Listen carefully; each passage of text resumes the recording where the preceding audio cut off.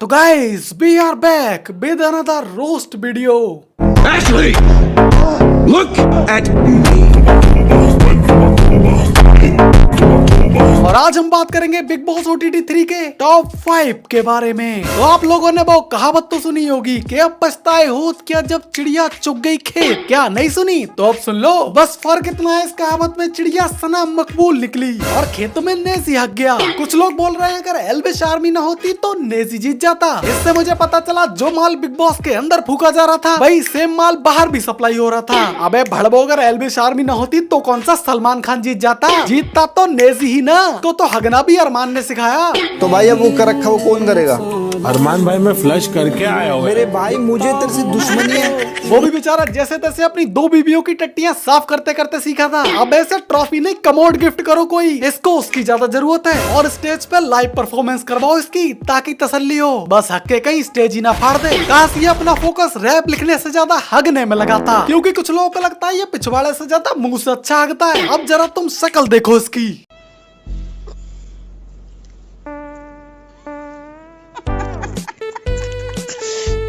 अगर अंधेरे में इसके मुंह के आगे ट्यूबलाइट जला के किसी प्रेग्नेंट लेडी को दिखा दो ना तो उसकी डिलीवरी कैंसल समझ लो। बच्चा रेड लाइट समझ के वापस यूटर्न मार जाए समझ लो। अबे जब इसका नाम नेजीदा बा है तो पूरे शो में इसको नेजीदा बाबू क्यों बनाया हुआ था बिग बॉस? इतने गंदे तो कुणाल कामरा जोक नहीं मारता जितने गंदे इसने पूरे सीजन में रैप मारे हैं। जोश ज्यादा होश कम, तू राजा नहीं तू चूजा प्यादा, लव बंदर और तू उसकी दुम, छावा समझे खुद को भाई हो तुम। नेजी तो सोते सोते आगे बढ़े रे, टॉप 5 फाइनल के बाहर पड़े रे। नेजी भाई माल फूक के खड़े रे, खड़े खड़े आती नींद लेकिन नींद में भी खड़े रे। नॉमिनेशन में भी सोते सोते बढ़े रे, माल फूक के आड़े रे हम पड़े रे। के टट्टी बच जाती लेकिन फिर भी ना आती शर्म, हम पड़े रे हम बड़े रे। आसमान में देख देख के गुजर जाती शाम, न वक्त का पता सुबह हुई या शाम, तो हम तो माल फूक के आगे बढ़े रे, हम पड़े रे हम आड़े रे। गांजा गांजा।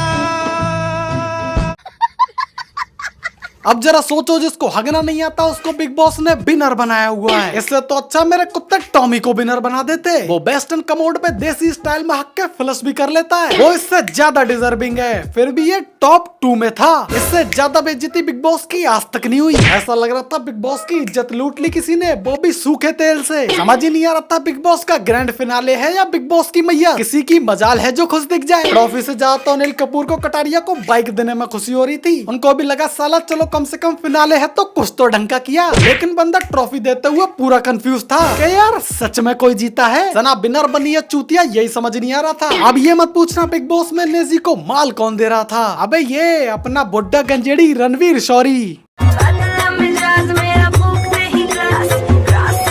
भाई ने जब सना मकबूल को जीतते देखा तो एक बार को तो नुन्नू पे पुशअप ही लगा दी। ये साला इतना डिजर्विंग बंदा है कि एक बार को तो बिग बॉस को भी लगा। घर का बड़ा बुजुर्ग बुड्ढा यही है, यही करता है सब कुछ डिजर्व। जैसे हेड ऑफ द हाउस, घर वाला बाहर वाला, वीकेंड पे मटन, घर पे चिकन, डिब्बों में चिकन, मुंह पे सड़न, घर में गांजा, घर के बाहर गांजा, सिंपैथी, अरमान की बीवी की बेइज्जती। मतलब बेसिकली अदनान को ले लिया अड़ंगे में ना। हाँ, दीपक जी ऑलरेडी पलट चुका है। जो वो एक मिनट तुम कंटिन्यूअस मत बोला कर यार। तेरे लिए एक कहावत है अंग्रेजी में, He who speaks too much says many a foolish things। Hindi में मतलब जो आदमी बहुत ज्यादा बोलता है ना वो अक्सर बेवकूफी की बात करता है। तो ये मेरे को क्या रही है?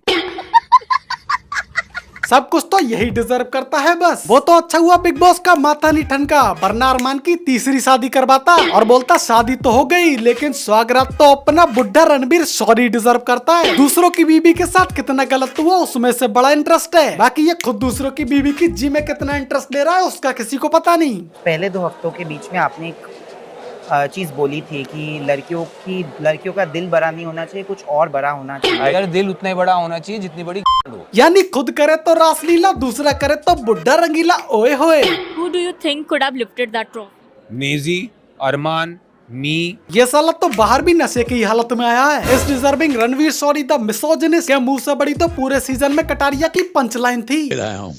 Thank you sir. इस डब्बे में एक डब्बा है, उसके अंदर एक और डब्बा है। ये रणवीर भाई की ट्रॉफी है। साला झोपड़ी का हड़प्पा की खुदाई में निकला मोहनजोदाड़ो, उधर सना जीती, इधर सुन्नस का पिछवाड़ा हो गया। और इस बीड़ी के मरीज को आखिर गांजा देने की जरूरत ही क्या थी, तभी दस्त लगे इसको। और आखिर में ये कृतिका और साईं के तन, आखिर इनके बारे में मैं क्या ही बोलूं। बस यूं समझ लो, जब नुन्नू सामने हो तो गोटो को कौन ही पूछता है, वैसे ही जब भगोना सामने हो तो चमचो को कौन ही पूछता है, सिवाय वक्त वक्त पे बजाने के। और ये बेचारे तो कुछ कर भी नहीं सकते सिवाय उलट पुलट करने के। और इधर भगोना है अपना रणवीर शौरी, इनमें से एक को रणवीर का खाना बनाने के लिए रखा था और दूसरे को चाटने चूसने के लिए। नहीं उसको ना बात करने का तरीका तो नहीं है, मुझे ना ऐसा रख कर देने का मन कर रहा था। पता है दोस्तों, दरअसल चिंपैंजी मानव, गोरिल्ला और ओरांगुटान के प्रजाति का ही प्राणी है, जो कि लाखों सालों पहले मानव विकास की प्रक्रिया से अलग हो गए। नहीं मतलब रणवीर शौरी जैसे गरीब आदमी को आखिर जिंदगी में क्या ही चाहिए, दिन में 2 वक्त की रोटी और रात में इसकी बैंड की मजे मजे। अरे इसकी बैर की मजे मजे